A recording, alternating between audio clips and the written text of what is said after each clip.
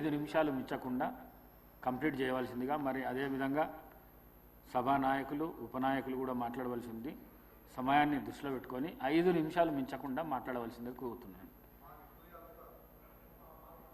శ్రీ మందుల సామిల్ గారు.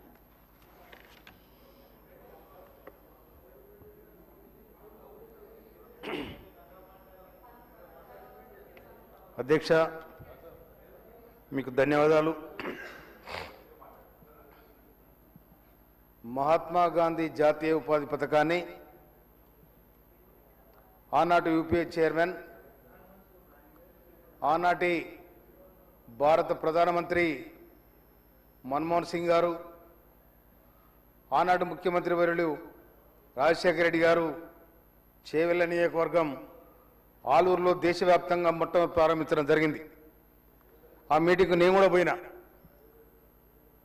అది ఎంతో దురదృష్టని కోట్లాది మంది భారతదేశంలో బాధపడుతున్న పేదరికం ఉన్న ప్రజలకు ఈ స్కీమ్ ద్వారా ఒక పని గ్యారంటీ జరగాలి, వాళ్ళకి తిండికి తిప్పలు లేకుండా ఉండాలి, వాళ్ళు పోయి పని చేసుకుంటే వాళ్ళ పని దొరకాలని ఒక బ్రహ్మాండమైన సంకల్పంతో, ఒక అభ్యుదయ భావంతో, ఒక సామాజిక బాధ్యతగా ఆ స్కీమ్ను పెట్టడం జరిగింది.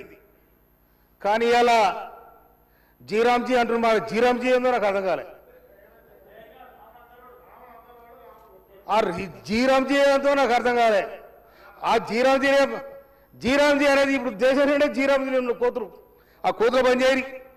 ఇది బంద్ చేసే బదులు మీరు మహాత్మా గాంధీ పేరును తొలగించి కాంగ్రెస్ పార్టీని నామరూపకం చేసి ఈ దేశాన్ని ఏమో చేయాలని మీరు ప్రయత్నం చేస్తున్నారు మోడీ, నరేంద్ర మోడీ.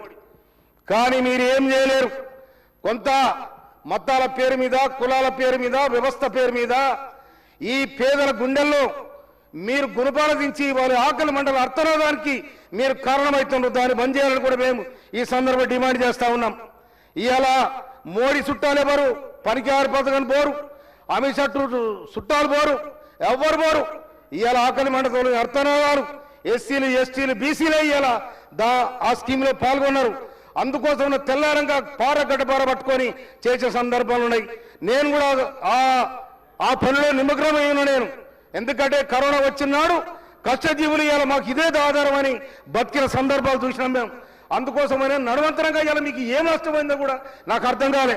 మహాత్మా గాంధీ దేశ స్వాతంత్రం కోసం ముందు వరుసలో ఉండి కొట్లాడిన మహనీయుని ఇలా పేరు తీసేసి జీరామ్జీ అంటే మరి ఏదో నాకు అర్థం కాలే.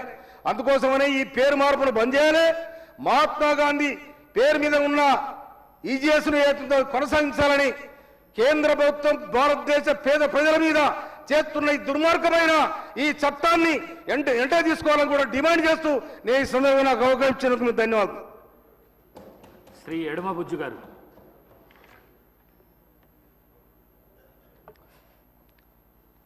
ధన్యవాదాలు అధ్యక్ష.